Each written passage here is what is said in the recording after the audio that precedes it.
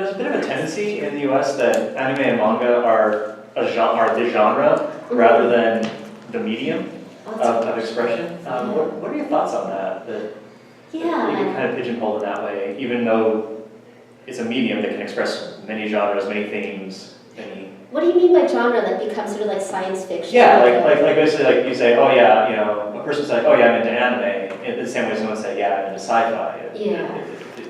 It tends to take on that kind of a place of culture here. Yeah, I noticed that with my students too. They get confused between, like, genres to them equal sometimes subculture. Like things that are outside sci-fi, horror, or something that's outside of the so-called mainstream, the canon. Yeah, it really is a medium, and I think by calling it a genre, you're losing the art. And you're losing, you know, the way it's the images, the sound, the narratives are conveyed. I think students or people should be more educated in what the differences of the two terms are. Maybe blogs can do that, or instructors. Yeah, how did that question come up? Is that something that your readers are conflating, or? It's something that my wife and I have discussed, because she is a comics artist. And, wow. But even when you say like comics in the US, people think Marvel or DC, they think superhero. But comics is a medium, not a genre as well. Like a superhero is the genre. So it's another kind of confusion that seems to come up within the translation of sort of the more geek kind of culture over to the more mainstream. Yeah, it's interesting too, like when there's so many different kinds of cons, as you know, and like in the sci-fi community, genre would have a different meaning, perhaps. Yeah. Or like otaku, or these words that take on different kinds of lives. Yeah, one of the things that I love coming to the cons too, it's a reminder of how many different diverse genres comprise anime. Like I was wondering before I came here, what would be the big cosplay this year? Because there's like, I was thinking, my guess would be Pokemon, but I guess that would be more difficult to do because of the Pokemon Go and 20 years and everything else. But I've seen a lot of Miyazaki Hayao. Or maybe that always happens, but it seems there's a lot of, even in the AMV, a lot of Miyazaki, I mean, that's always, but I don't remember, what was it, 2-3 years ago with the Sailor Moon reboot? Lots and lots of Sailor Moon. And I remember, you know, maybe 10 years ago that when there was not as many properties coming over in a year, that there would be very much like that one big property that came and, you know, a huge number of people costumed from it. Like Bleach when it first came out. Yeah. It was kind of like, it was the one big thing that was available. And now, you know, there are so many more people in the field localizing anime that there's a lot more to choose from. And so there is a bit less of that concentration in costuming, at least from my perspective. Yeah, and I like the idea of genres, because genres have conventions. Like when you read a sci-fi, you know certain things are going to happen. Or when you see a kaiju movie, you know that certain things are going to happen at certain points in the narrative.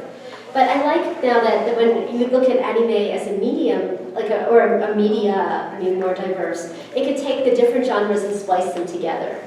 Like even things like Space Dandy or you know, sort of franchises that play on that.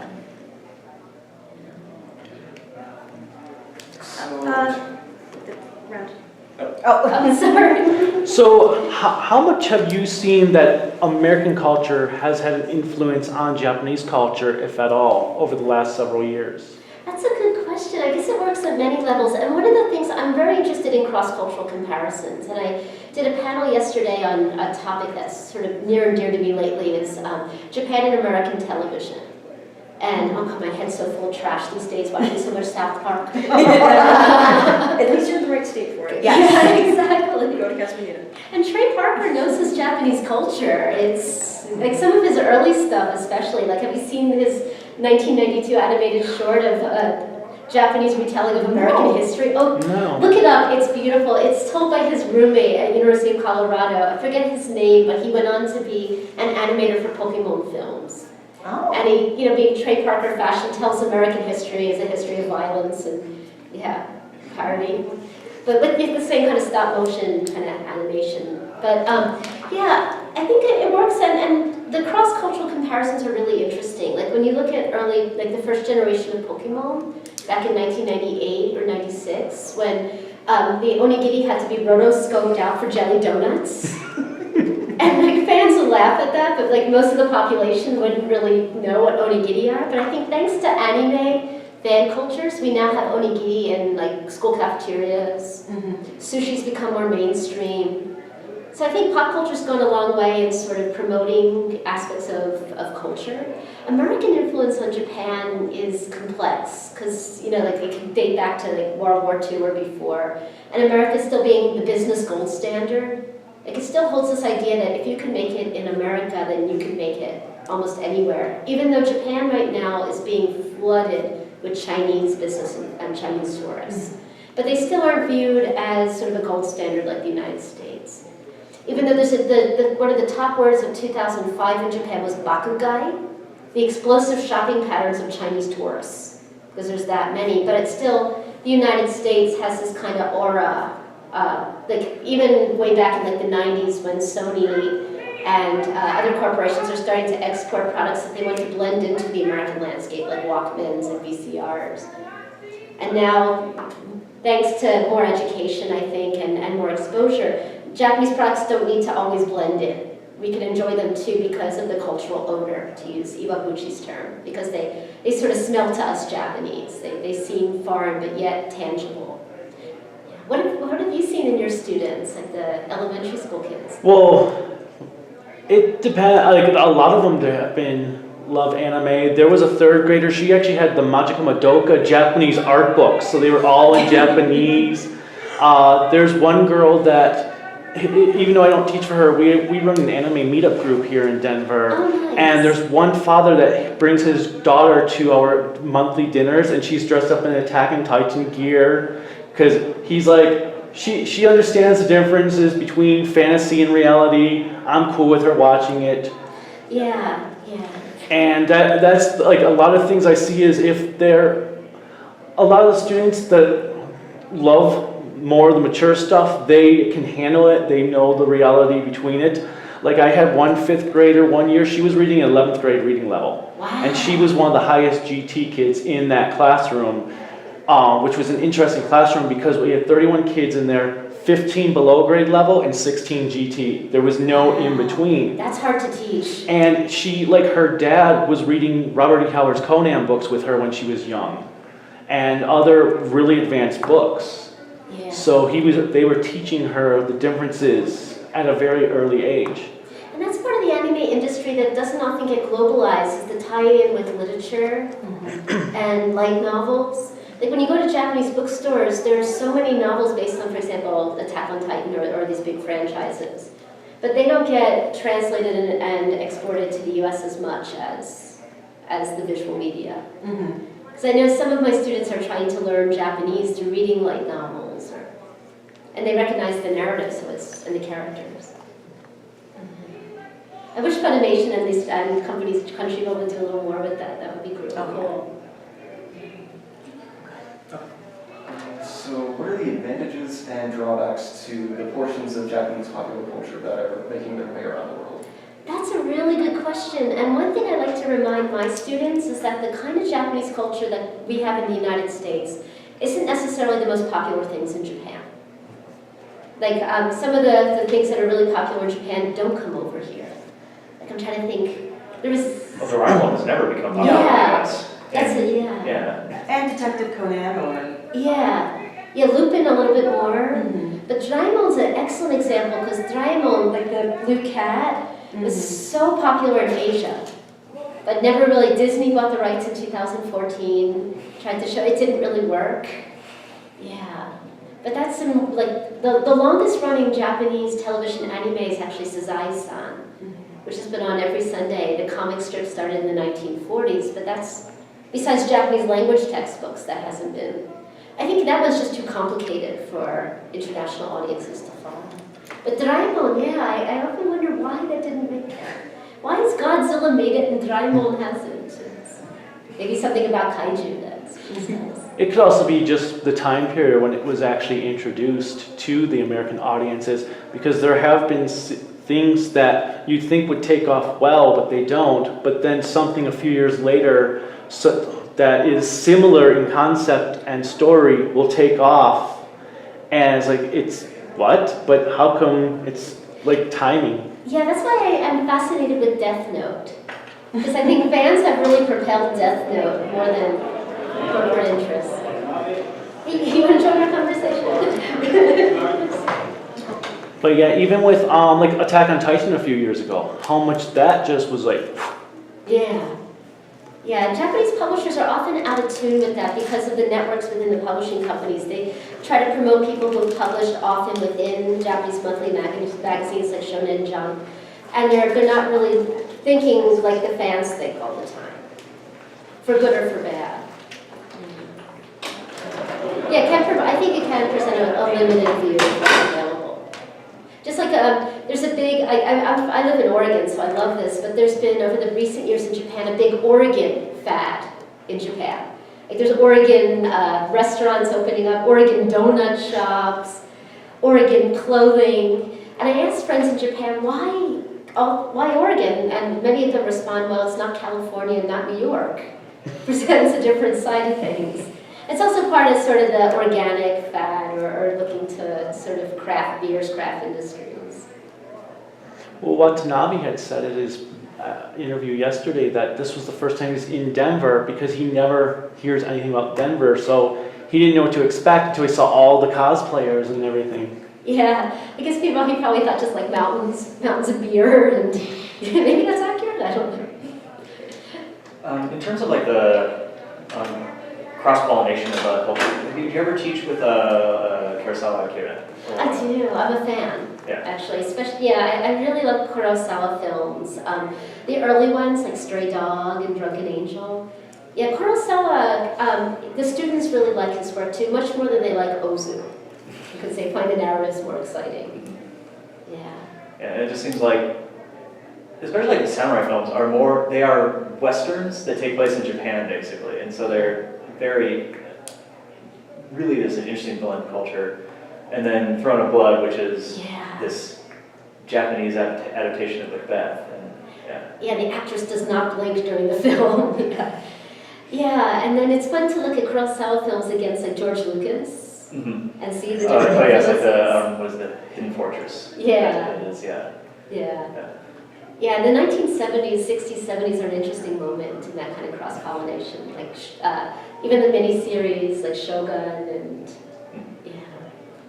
yeah, I always wonder why like certain things become popular at certain times. Like why were samurai films in Japan and the export to the US so popular in the 60s and 70s? Yeah. Yeah, like why not so much now? Yeah. And then with the Kurosawa again, it ends up coming back to the West in the Sergio Leone. Westerns. Yeah. I always wonder what Kurosawa would think of this. I believe he actually ended up suing over which is the first one, Fistful of Dollars? Yeah. Because it is so blatantly the same story as Yojimbo. Huh. Yeah. Yeah. Yeah, Kurosawa is an interesting cultural figure. One course that I love to teach is Japanese film.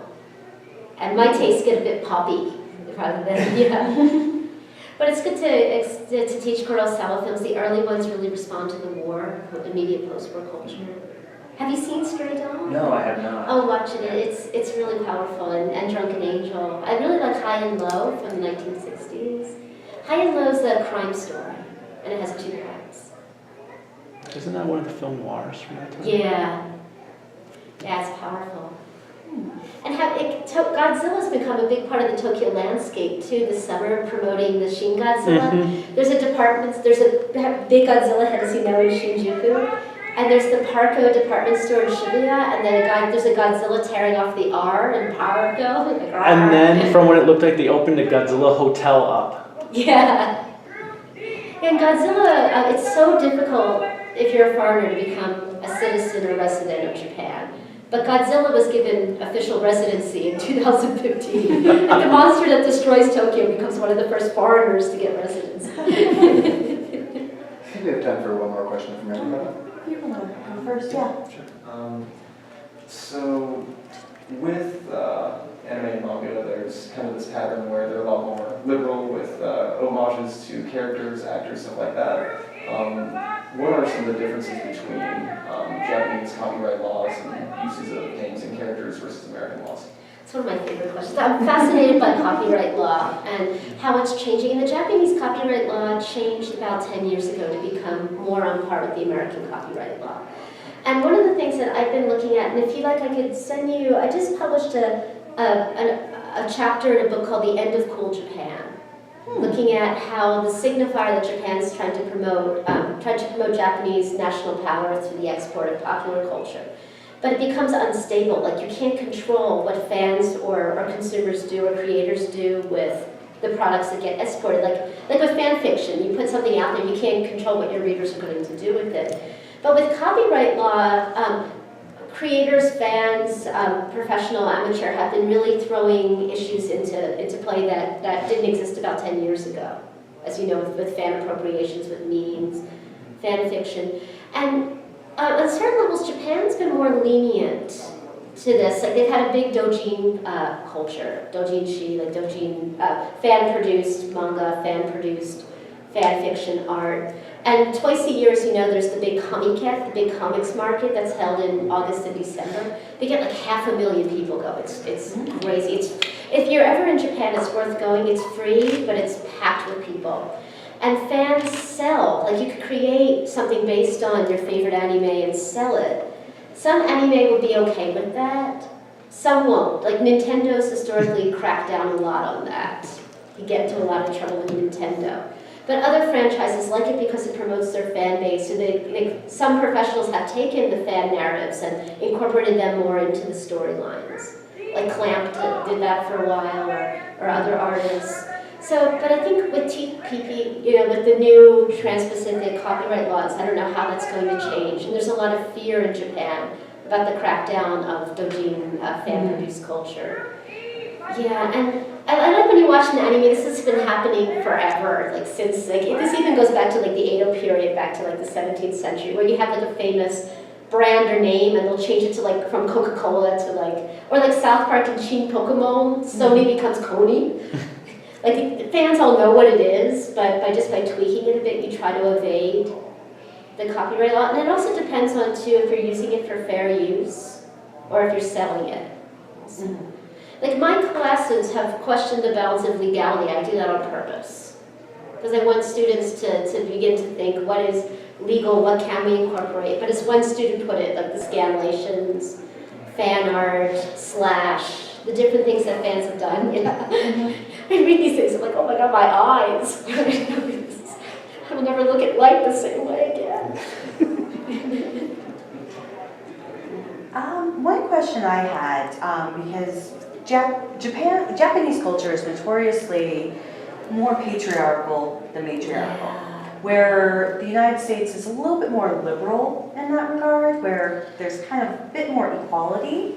How do you teach that to your students to understand when they go to Japan, or if they look at Japanese culture, it's going to be very skewed? Ian, if you have any advice to that, I'm teaching a brand new class this term called Gender and Media in Japan. And it's difficult for me to teach because there's so many media. If I were just looking at one genre, it would be so much easier. But I'm trying to do anime, manga, novels, certain kinds of novels, television, and it's just become a whole mishmash. And I'm afraid that I'm going to dilute it too much. And that's been a difficulty I've seen when training others. Yeah. But to answer your question, I think as critics and teachers, we could go a long way in unpacking this for students, because sometimes we end up taking these things for granted. Like that there are going to be certain kinds of moe shots, or women will play certain roles in anime. And I think one thing that we can do as instructors is make people aware of what these roles are doing. Yes. Or how to change the industry. And it is frustrating. I'm editing this mammoth, I call it Godzilla of a volume, this 43-chapter textbook on popular culture. And I'm finding, in reading the different media, characters, television, how ingrained the patriarchy really is in narratives, in visual depictions, in objectification. And I'm hoping that fans can help change that too. And I think it's very important, because sometimes that gets lost in translation, where a lot of girls will watch a lot of anime and think, oh, I should be a lot more meeker or mild-mannered, when they should still be strong and not completely emulate the character they see. Have you read Ogu from, what was that, from the 90s? Oh, my wife has been Yes. read it, yes. Yeah, It's a very interesting premise that they're working from. yeah. Yeah.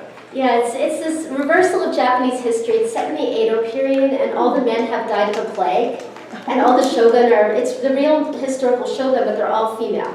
Oh. And the remaining 50 men are put in the harem in the Ogu section of the castle.